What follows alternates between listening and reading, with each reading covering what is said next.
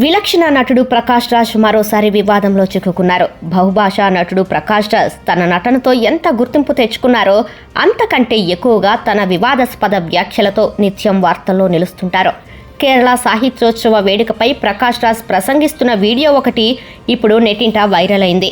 హిందూ సమాజం అత్యంత పవిత్రంగా భావించే రామాయణం గురించి చేసిన వ్యాఖ్యలు ఇప్పుడు దేశవ్యాప్తంగా చర్చ రేపాయి. రామాయణంపై ఆయన చేసిన వ్యాఖ్యలు హిందువుల మనోభావాలను దెబ్బతీశాయనే ఆరోపణలతో ఏప్రిల్ 2026లో ఆయనపై క్రిమినల్ కేసు నమోదైంది. శ్రీరామచంద్రుడు, లక్ష్మణులు ఉత్తర భారతదేశం నుంచి వలస వచ్చిన కూలీలని తన ప్రసంగంలో చెప్పుకొచ్చారు ప్రకాష్ రాజ్.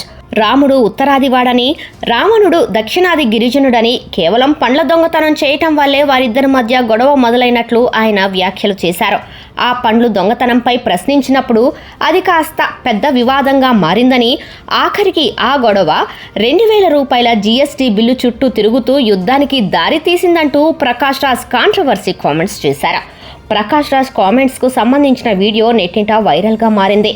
పురాణ గాథలను వక్రీకరిస్తూ ప్రాంతీయ విభేదాలను రెచ్చగొట్టేలా ఆయన వ్యాఖ్యలు ఉన్నాయని పలువురు విమర్శిస్తున్నారు.